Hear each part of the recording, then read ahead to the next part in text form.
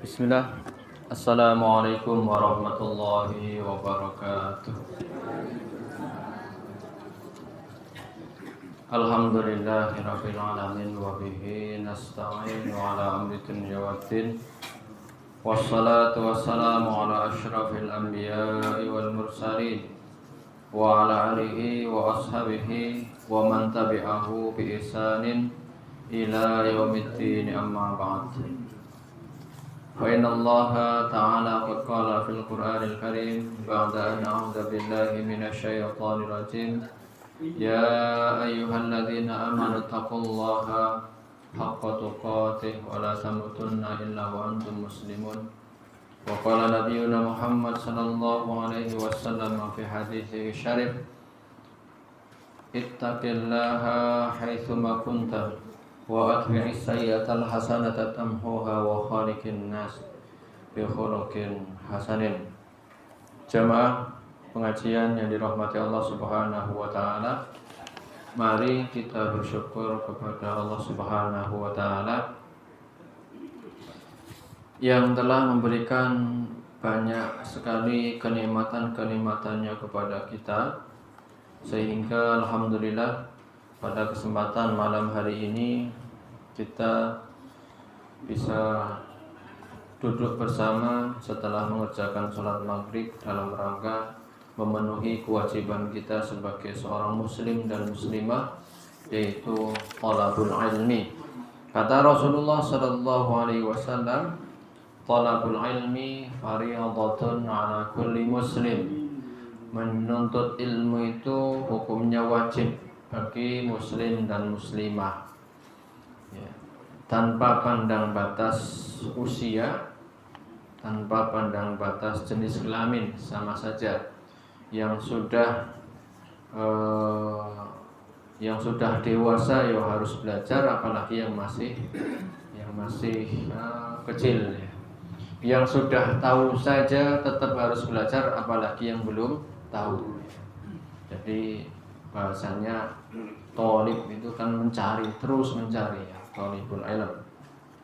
Ya, jadi kita itu penuntut ilmu selamanya, ya. Kalau yang pernah mondok ya santri saklawase, ya.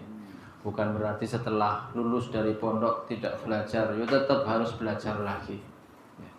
Jamaah sekalian umat Allah Subhanahu wa taala, salawat dan salam semoga tetap tercurah kepada junjungan kita Nabi besar Nabi Muhammad sallallahu alaihi wasallam, dan juga kepada keluarga beliau, para sahabat-sahabat beliau, para tabi'in, para tabi'ut tabi'in, para alim ulama dan umat Islam yang istiqomah hingga hari kiamat nanti.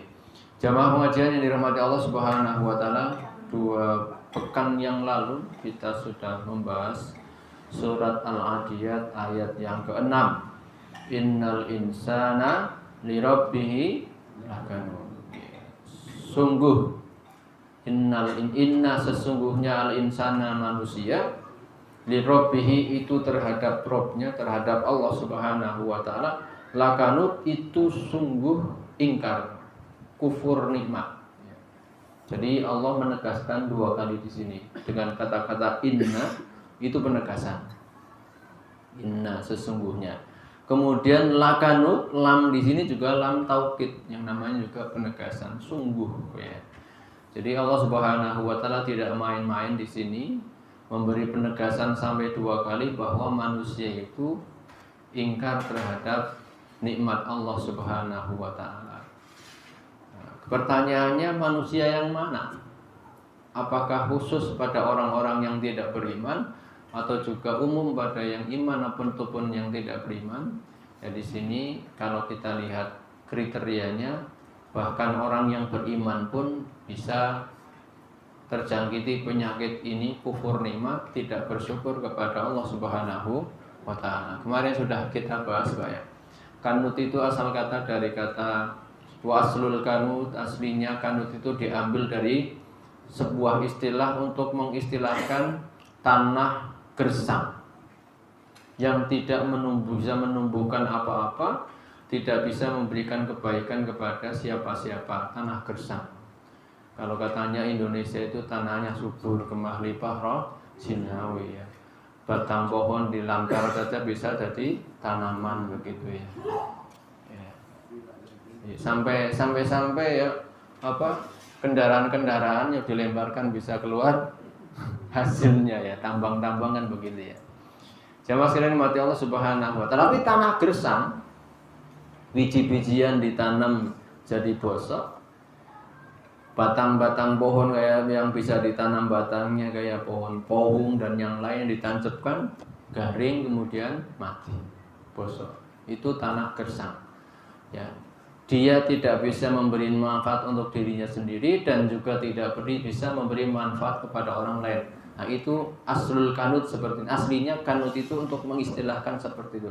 Nah, ini dipakai untuk orang-orang yang tidak mau bersyukur kepada Allah Subhanahu wa taala. Karena sejatinya orang yang tidak bersyukur itu sedang tidak memberikan manfaat untuk diri sendiri juga kepada orang lain. Kepada diri sendiri, dengan dia tidak bersyukur, dia sedang menantang pernyataan dari Allah Subhanahu wa taala, "Wala in kafartum inna adzabi lasyadid." Kalau kamu kufur maka siksaku sangat pedih. Rugi apa buatan rugi? Rugi. Tidak memberikan manfaat untuk diri sendiri. Dan juga tidak memberikan manfaat untuk orang lain. Kemarin kita sudah bahas kanut itu contohnya alladzi akala wahdahu. Contoh-contoh kanut utawi atau kufur nikmat di sini tidak bersyukur, ingkar itu kalau punya makanan dimakan sendiri, tidak berbagi. Itulah kanut ya. Atau kanut itu adalah orang yang yadhkurul mansoib wa yansan ni'am. Kalau kena musibah itu seakan-akan dia menjadi orang yang paling sengsara di dunia. Padahal nikmat Allah yang dicurahkan kepada dia sangat-sangat banyak. Sehat selama 55 tahun. Di usianya yang ke-55, 1 bulan kurang 1 hari ya. 55 29 hari. Kena sakit gigi, Pak. Itu seakan-akan nikmat dari kecil sampai 55 tahun itu hilang. Yang diingat sakit giginya, duh biung. Sakit gigi. Salah semuanya. Istri ngomong agak keras, salah. Anak main bola juga salah. Apalagi tetangga nyewa sound horeg. Waduh, kiamat ini. Sekali sakit gigi seakan-akan semuanya mau lupa dengan nikmat-nikmat sudah yang itu kriteria orang yang ingkar lah. Makanya kalau sedang kena musibah tetap bersabar. Sebagaimana kemarin kita contohkan profil seorang ulama yang sangat sabar, yaitu Urwah bin Zubair. Ya, dalam satu waktu dia kehilangan seorang anak dan kehilangan 1 kaki. Ketika orang-orang datang untuk bertakziah, berbelasungkawa atas meninggalnya anak dan mengucapkan sedih juga atas hilangnya 1 kaki, kalian kalau mau belasungkawa, mau ikut-ikutan sedih, jangan kesini. Karena saya punya 7 orang anak, diambil 1 masih sisa 6, masih banyak yang tersisa.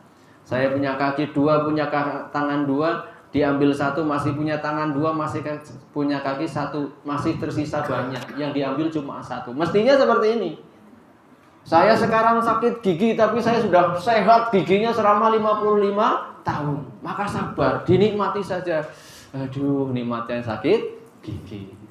Ternyata orang sakit gigi itu seperti ini. Ya Allah, alhamdulillah, berarti selama ini saya sudah mendapatkan nikmat yang sangat luar biasa. Tapi kadang-kadang lupa, Pak. Lupa dengan nikmat itu. Sekalinya kena musibah, mengeluhnya luar biasa. Dan masih banyak lagi keterangan dari para ulama, juga dari Rasulullah SAW tentang makna daripada lakanut, ingkar, tidak bersyukur kepada Allah Subhanahu wa taala, yang dengan demikian berarti kalimat lakanut, kalimat al-insan, innal insana itu tidak khusus untuk orang-orang kafir, tetapi orang mukmin juga bisa terjangkiti penyakit kufur nikmat. Malah kalau dipikir-pikir kadang-kadang kita juga kadang-kadang tidak bersyukur, berarti begitu Pak ya. Masih ingat ya, insya Allah masih teringat Pak ya. Tidak usah diulang lagi tentang makna innal insana li rabbih lakanut. Jamaah sekalian dimati Allah Subhanahu wa taala. Kemudian ayat berikutnya, wa innahu ala dzalika lasyahid. Wa innahu, dan sesungguhnya dia, ala dzalika terhadap itu. Dzalika itu artinya itu. Itu apa? Sifat tidak syukurnya. Lasyahid, sungguh, lam di sini lam taukid lagi. Lasyahid, sungguh mengetahui. Nah, innahu ini kembali ke siapa? Ada dua pendapat bahwa innahu maksudnya kembali kepada li rabbihi. Innahu itu kembali kepada Allah.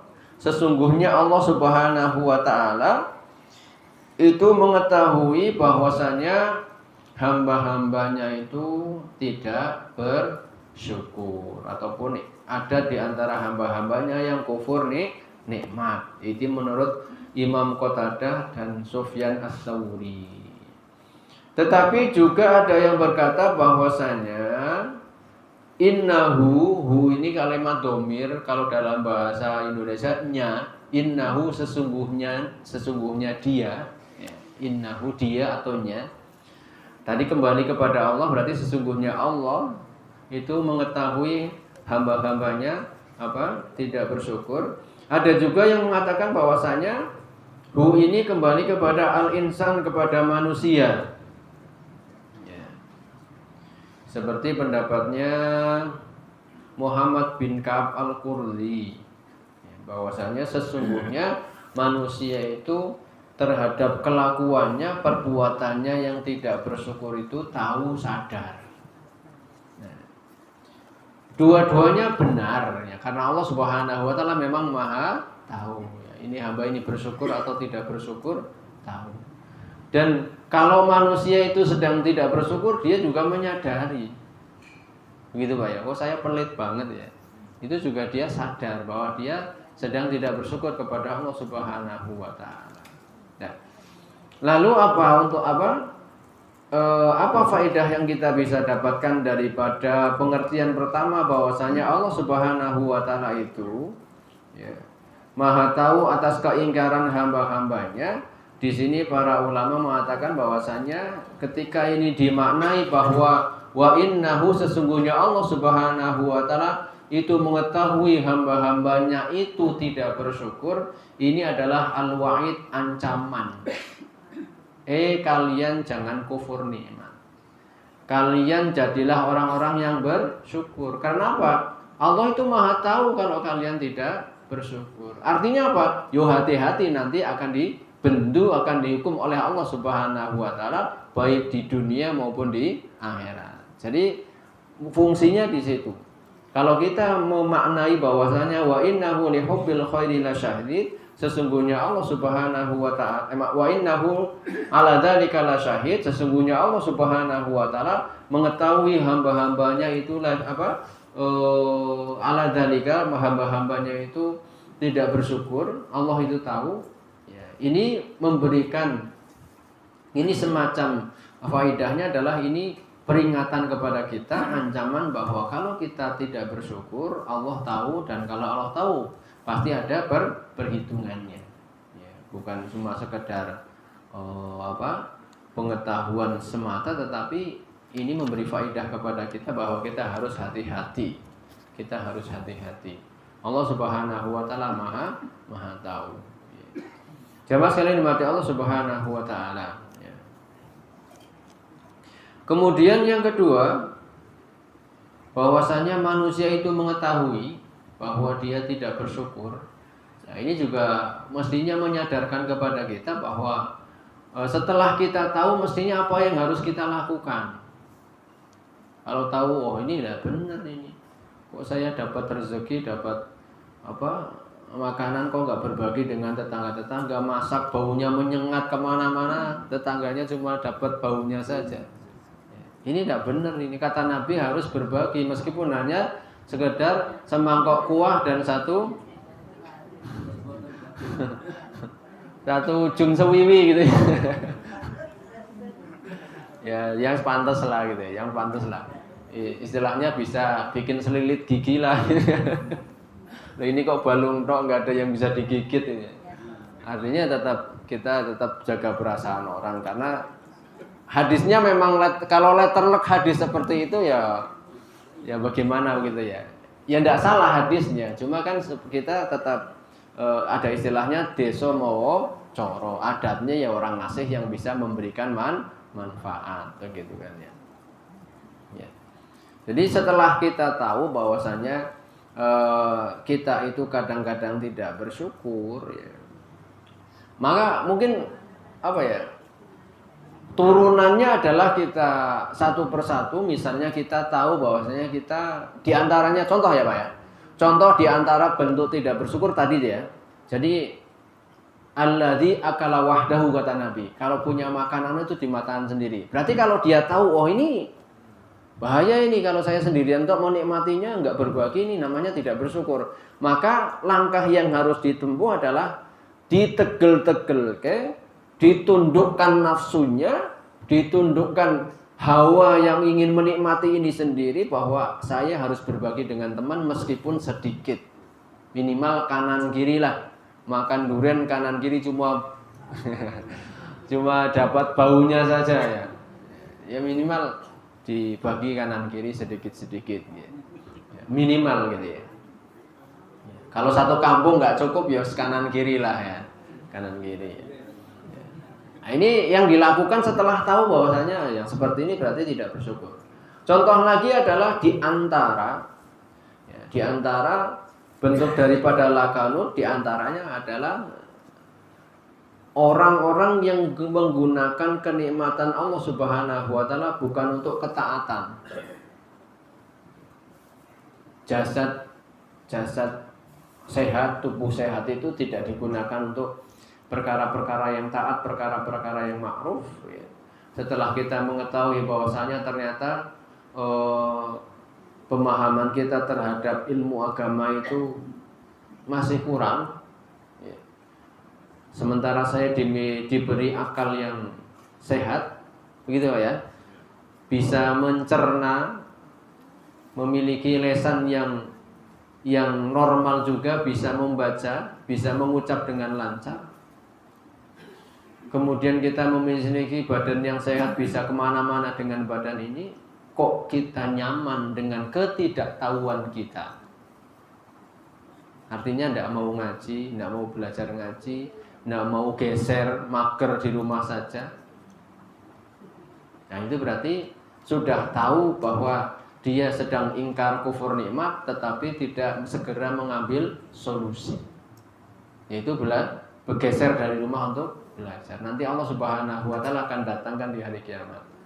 Ya, kita akan di istilahnya kita akan menyaksikan orang-orang yang memiliki keterbatasan, yang ngomongnya susah, belajar untuk menghafal Al-Qur'an. Yang jalannya susah, belajar, dia sungguh-sungguh untuk mendatangi majelis-majelis ilmu. Nah, kita yang sehat-sehat kok enggak seperti itu. Jadi nikmat sehat yang diberikan kepada kita, nikmat kenikmatan yang luar biasa ini tidak digunakan untuk ketaatan, justru untuk hal-hal yang maksiat. Nah, itu bagian dari orang-orang yang lakanut, tidak bersyukur kepada Allah Subhanahu wa taala.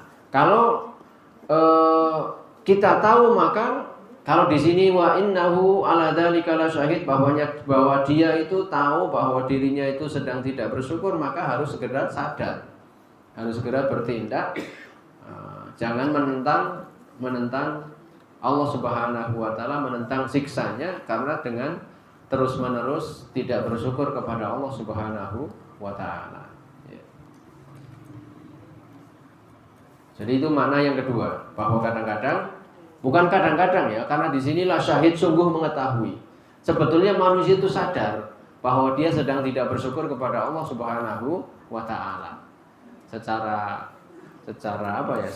pemikiran atau secara, tanya saja orang-orang yang tidak sholat.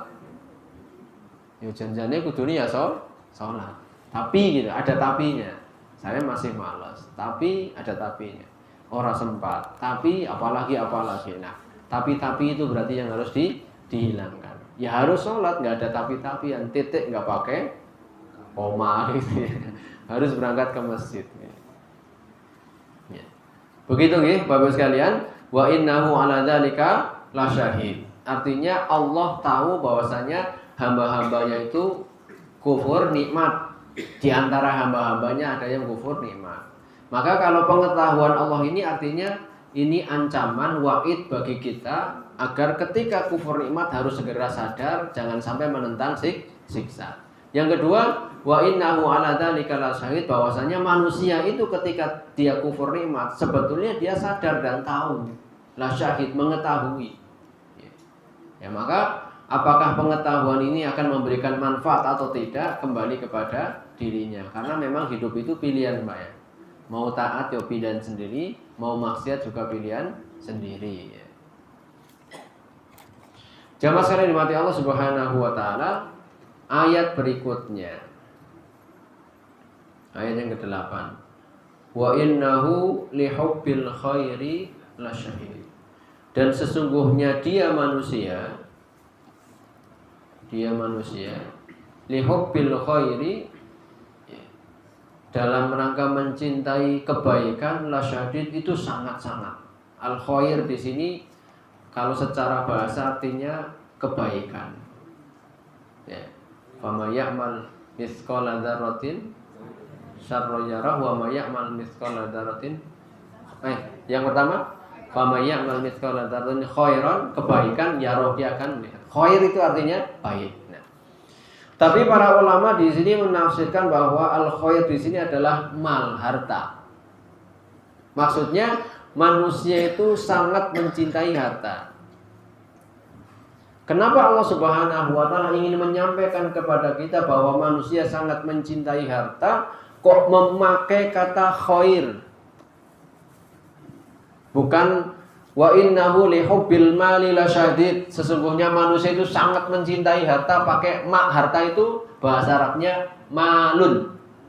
Al-malu, harta. Tetapi Allah tidak pakai wa innahu lihubbil mali, tetapi lihubbil khairi. Sesungguhnya manusia terhadap kecintaannya terhadap al-khair itu sangat-sangat banget ya. Sangat mencintai banget. Kenapa? Karena Allah Subhanahu wa taala di sini menurut para ulama, menurut para ulama berbicara sesuai dengan persepsi manusia itu sendiri.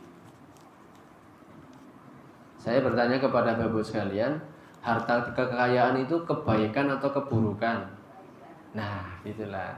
Jadi Allah Subhanahu wa taala berbicara sesuai dengan persepsi manusia yang menganggap bahwa harta itu adalah baik. Padahal belum tentu. Karena apa? Karena dalam sebuah ayat yang mengatakan wa'lamu annama amwalakum wa auladukum fitnah. Ketahuilah bahwa harta dan anak-anak kalian bisa menjadi ujian, cobaan. Jadi tidak selalunya harta itu adalah kebaikan untuk manusia, tetapi umumnya manusia memandang bahwa harta itu adalah sesuatu yang baik. Lah wong orang kerja dari pagi sampai sore yang dicari harta. Makanya di sini wa innahu lihubbil khairi lasyadid, sesungguhnya manusia itu bahasanya sangat-sangat mencintai harta. Yang kecil, yang besar, yang muda, yang tua, yang renta, ya tetap cinta harta. Jenengan coba aja, diuji coba. Ya, ketika Idul Fitri itu bagi-bagi fitrah ya. Mbah Kakung dilewati, Pak. Protes napa mboten? Protes napa mboten? Mbah Putri dikasih, Mbah Kakung dilewati. Lah kok aku enggak dikasih gitu ya. Karena walaupun sudah tua ya namanya harta tetap suka. Entah itu sudah masih punya kebutuhan untuk dipakai atau tidak, tetap ya. Saya pernah isi pengajian di suatu tempat, ketemu dengan bapak-bapak punya anak 3, sudah mentes semua, sudah keluarga semua, bahkan anak pertamanya itu sampai beliau dari muda sampai anak-anaknya 3 nikah itu kontraktor. Jadi rumahnya pindah-pindah ngontrak terus. kontraktor ya. Sampai anak pertamanya itu azam, keinginan pertamanya saya bisa kerja, bisa cari uang, bangunkan rumah untuk bapak ibu dulu. Nikah nomor sekian. Masya Allah. Betul Pak, dibangunkan rumah. Kemudian sertifikatnya mau di atas namakannya bapaknya, jangan atas nama saya, tetap atas nama kamu. Kalau kamu nyuruh saya tinggal di sini, saya tinggal saja, tetap kepemilikan atas nama kamu. Kamu nanti punya istri, punya anak, itu akan manfaat. Ya. Kalau sudah diserahkan untuk saya itu nanti jadi harta warisan untuk yang lain. Tapi kalau ini jeripayah kamu, ya saya tetap yang namanya hati itu kan nggak tahu Pak ya. Hari ini lagi longgar untuk bapak ibu. Nah, suatu saat kok dianggap sebagai warisan. Nah, kamu enggak, ini bukan warisan, ini saya yang beli, ya kan repot. Nah, mending dari sekarang ini atas nama kamu saja. Kalau saya suruh nempati, saya tempati. Kemudian beliau cerita, udah sepuh Pak orangnya. Yang namanya orang tua itu ya, meski kalau ditawari untuk diberi sangu untuk anaknya, pilih tidak. Ya, pilih tidak. Tapi kalau anak itu ngasih begitu saja, ya diterima. Butuh ndak butuh karena ya butuh begitu ya. Meskipun kayak dilihat-lihat makan sudah, maksudnya untuk makanan sudah dijamin, beras mungkin sudah ada support, kemudian mungkin yang anaknya juga tinggal di situ sebagian sudah, tetapi tetap yang namanya orang tua itu untuk megang uang entah seberapa, mosok ya misalnya maaf mau beli pagi-pagi pengen nasi liwet saja harus nembung ke anaknya, aku jaluk duit gak tuku sekolah kan kayaknya nggak penak sekali Pak ya. Nah itu jagani seperti itu, orang tua itu meskipun hidup sama anak-anak dicukupi seluruhnya, tetap bahwa kecintaan manusia terhadap harta itu ada. Maka kata bapaknya itu tadi, kalau saya nggak pernah minta kepada anak saya, tapi kalau mereka maksa ngasih tak terima. Tapi kalau nawari saya bilang tidak. Bapak punya uang nggak? Punya. Kalau ditanya begitu, ini Pak untuk Bapak saya terima. Tapi kalau bahasanya Bapak punya uang nggak? Punya. Ya, jaim lah. Tetapi kalau dikasih diterima. Kenapa? Dia begitu.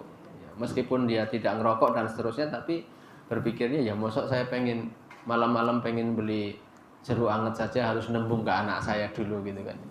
Itu curhatan seorang tua ya, yang dulunya pernah sukses, usahanya macam-macam, maksudnya pernah sukses menyekolahkan anaknya meskipun dia sampai tua masih tadi ya kontraktor ya. Tetapi itu ya, setelah masa tuanya tetap beliau menyatakan, oh seperti itu. Jadi kemudian saya juga mengambil pelajaran di situ. Ternyata orang tua itu diam-diam sifatnya seperti itu. Nah kan saya belum tua.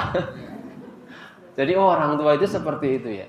Makanya sering kadang terus terang ya nawarin kepada orang tua ya, ada uang ada gitu. Tapi nggak tahu betul-betul ada atau tidak. Bahkan udah ini untuk jajan anak-anak kamu saja, ini udah untuk transport kamu saja dan seterusnya. Tapi harus dipaksa. Kenapa? Karena setelah kita tinggal kita nggak tahu beliau di rumah butuh apa. Nggak mungkin akan nelpon saya butuh mau beli ini. Yang mungkin nominalnya 5.000, 10.000 ya, besar-besarnya 20.000, masa harus telepon anaknya. Kan nggak mungkin Pak ya. Maka dipeganginlah itu bapak ibu kita yang sudah sepuh-sepuh ya. Mungkin yang paling sering itu ya, orang sudah sepuh tapi masih repot ngurusi anak kecil. Ngomong putu. Lalu sebatan, pengen ini istirahat. Wah, kalau anak-anak sudah gede-gede, sudah nikah semua, saya bisa istirahat sama ibu, fokus ibadah. Mau tuh dua. Ibu yang mau putu yang barep, dianya yang laki-laki mau putu anaknya yang kedua. Lah, umpama anaknya minta jajan, cucunya minta jajan, minta apa ya? Kalau nggak pegang uang kan ya kasihan tuh Pak ya.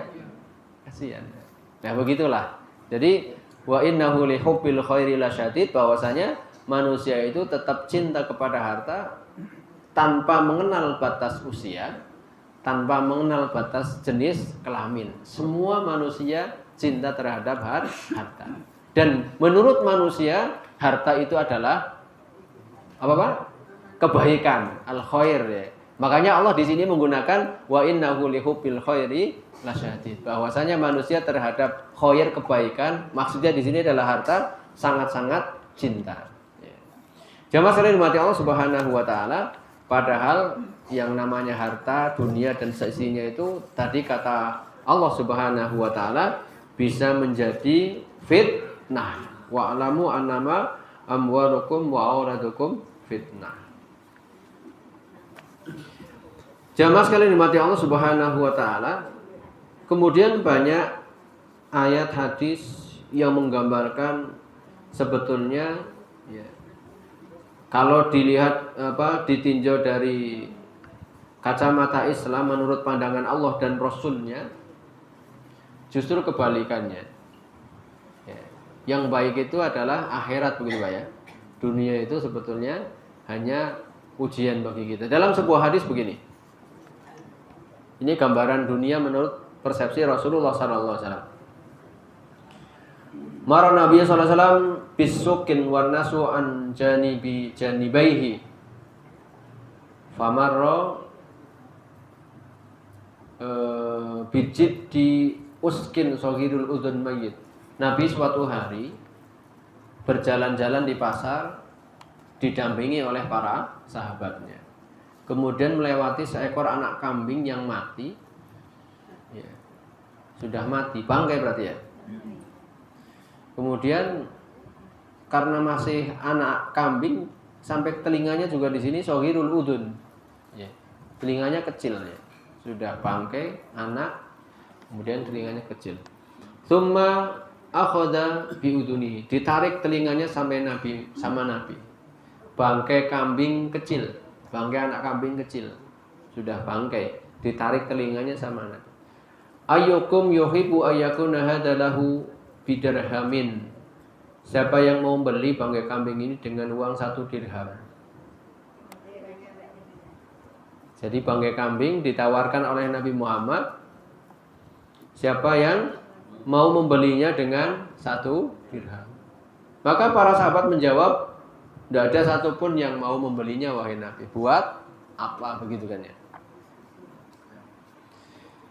Kemudian Nabi, kalau begitu siapa yang mau mengambilnya gratis cuma-cuma? Tidak usah bayar. Kata para sahabat, wallahi law kana hayyan kana aiban. Innahu asikun fa kaifa wa mayyit. Apa? Demi Allah wahai Nabi, kalaupun dia hidup, maka itu adalah kambing yang cacat. Artinya apa? Gak mungkinlah kami mau. Apalagi ini sudah mati, gitu ya. Kalau masih hidup pun dikasih gak mau, apalagi ini sudah menjadi bangkai.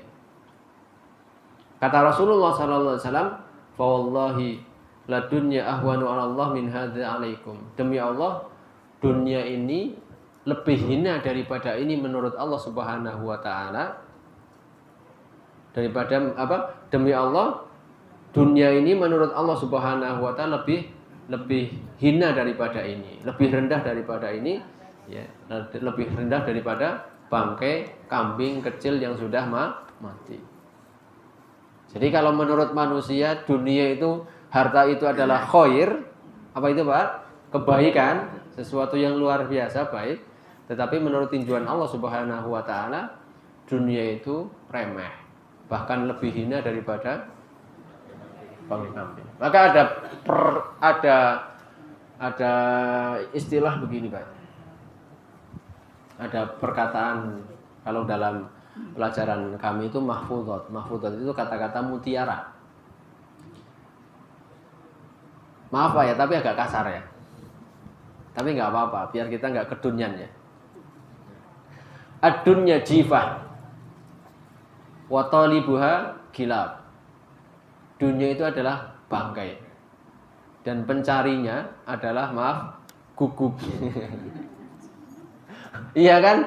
Yang cari suka bangga itu siapa? Nah, begitu ya. Itu kata-kata mutiara tapi kesannya kasar ya. Ya ini untuk memberikan kita, untuk mengingatkan kita jangan terlalu cinta kepada dunia. Karena di antara hal yang menjadikan umat Islam itu mundur, peradaban Islam itu hancur, kemudian umat Islam itu sendiri dikuasai oleh musuh-musuh Islam adalah karena penyakit wahan. Apa itu wahan? Hubbud dunya wa karahiyatul maut. Jadi umat Islamnya kedunian dan takut mati. Makanya sekali lagi kata-kata itu memang kesannya kasar, tapi itu untuk memberikan peringatan kepada kita. Ya, kita boleh hidup di dunia ini, mengambil dunia secukupnya untuk bertahan hidup, untuk bisa sebagai sarana fasilitas ibadah kita kepada Allah Subhanahu wa taala udah cukup. Jadi nggak usah minta tunjangan lebih terlalu banyak ya. Masa tunjangan rumah sebulan 50 juta ya. Untuk beli udah dapat itu Mas ya. 50 juta ya. Nah ini sebulan segitu ya. Nah terus buat apa begitu kan ya. Dulu saya sempat begini. Saya punya senior kakak kelas. Kakak kelas, Ustadz lah. Nah, saya kan tanya apa? Orang usaha begitu kok gampang-gampang ya. Terus saya kalau punya uang banyak, taruhlah misalnya sekian M, maka akan saya serahkan kepada pondok ini. Tapi sayangnya saya nggak punya. Loh kenapa? Nah buat apa uang-uang banyak seperti itu? Ya? Bukankah kita sebagai manusia itu ya yang cukup untuk makan kita lah, untuk biaya anak sekolah. Saya biaya sekolah nggak butuh segitu. Artinya kedepannya ya nyari lagi. Kita sebagaimana dulu para sahabat itu ya mereka nggak menumpuk-numpuk harta. Ada seorang sahabat namanya Salman Al-Farisi kalau tidak salah. Beliau itu seorang sahabat mulia Rasulullah Sallallahu Alaihi Wasallam. Di akhir hayatnya ataupun di masa tuanya, beliau menghidupi keluarganya dengan modal uang 1 dirham. Uang 1 dirham itu pagi-pagi beliau ke pasar untuk beli alat-alat bikin keranjang. Kalau hari ini mungkin bambu Pak ya. Kemudian dianjam menjadi sebuah keranjang, dijual seharga 3 dirham. 1 dirham untuk nafkahi keluarga, 1 dirham untuk infak sedekah, 1 dirham untuk modal. Itu muter tiap hari seperti itu. Jadi dia tidak berpikir untuk nabung besok. Nah, yang seperti ini tuh hisapnya ringan Pak. Kalau takdirnya hari itu meninggal, yang mau dihisap apanya Pak? Harta tidak punya. Punya harta 1 dirham itu juga muter seperti itu. Untuk nafkah keluarga, untuk modal, untuk infak. Tapi yang tabungannya banyak, siap-siap Pak. Nanti hisapnya lama. Dalam sebuah hadis Rasulullah SAW menyebutkan, yadkhulu fuqara'ul muslimina al-jannata qabla aghniyaihim binisfi yaumin. Nanti orang-orang miskin dari kalangan kaum muslimin itu masuk surga duluan daripada orang-orang kayanya lebih dulu setengah hari. Nek orang miskin masuk surga jam 6 pagi, orang kaya jam 12 siang. Wah, nggak apa-apa, cuma selisihnya 12 jam. Wa huwa bi khamsati mi'atis sanah. Setengah hari di hari kiamat itu seperti 500 tahun di dunia. Orang fakir sudah bertelekan di atas di atas kasur-kasur empuk, sudah menikmati kenikmatan surga. Orang kaya masih sibuk dengan hisabnya. Pilih mana Pak? Pilihan yang berat ya. Pilihan yang berat ya. Pengen mau milih miskin kok kayak abot ya. Mau milih kaya tapi kok ya seperti itu. Meskipun tidak sahih, salah satu doa yang diajarkan oleh Rasulullah, Allahumma ahyini miskinan wa amitni miskinan. Ya. Allahumma ya Allah, hidupkan saya dalam kondisi miskin, meninggal dalam kondisi miskin, dan dibangkitkan bersama zumratil masakin, bersama orang-orang miskin. Rasulullah meninggal itu nggak bawa apa-apa, Pak. Nggak meninggalkan banyak harta. Itu teladan kita seperti itu ya. Ya. Ini kalau kita berbicara tentang dunia dilihat dari kacamata atau dari keterangan dari Allah dan Rasulnya. Dari Allah katanya itu fitnah ya, dunia itu fitnah. Dari Rasulnya tadi lebih hina daripada bangkai kambing, atau lebih rendah dalam riwayat yang lain daripada satu sayap nyamuk, begitu kan ya. Dan seterusnya ya. Tetapi kita sebagai seorang muslim tetap harus bijak bahwa kaya itu juga boleh. Meminta kekayaan itu juga boleh. Tetapi jangan sampai dunia dan kekayaan itu menjadikan kita lupa daratan, lupa bahwa kaki kita masih berpijak di tanah dan kita menginjak tanahnya Allah Subhanahu wa taala ya. Jadi kalau 3 bulan tidak digarap jangan disita, wong itu tanahnya Allah ya. Artinya kita jangan lupa daratan bahwa kita adalah ya mendapatkan kekayaan itu dari Allah. Jangan sampai kita menjadi lakanut, orang-orang yang kufur nikmat. Kalau mendapatkan nikmat dinikmati sendiri, sebarkan kebaikan itu kepada orang lain. Insya Allah nanti orang-orang akan membela kita di hari kiamat. Oh itu orang yang dermawan, orang yang dermawan, orang yang dermawan.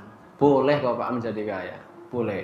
Asalkan kekayaan itu tetap di tangan kita, jangan dijadikan di hati kita. Sehingga ketika ada ketukan-ketukan donasi ke Palestina, kita keluarkan, hati kita tidak gondeli. Tetapi kalau dunia itu sudah masuk ke dalam hati kita ya tadi, lakanut. Akhirnya kenceng sekali dalam memegang dunia, tidak mau mengeluarkan sedikit pun untuk sesama muslim, seperti tanah gersang yang tidak bisa memberi manfaat untuk diri sendiri dan orang lain. Itulah orang yang bakhil itu seperti itu.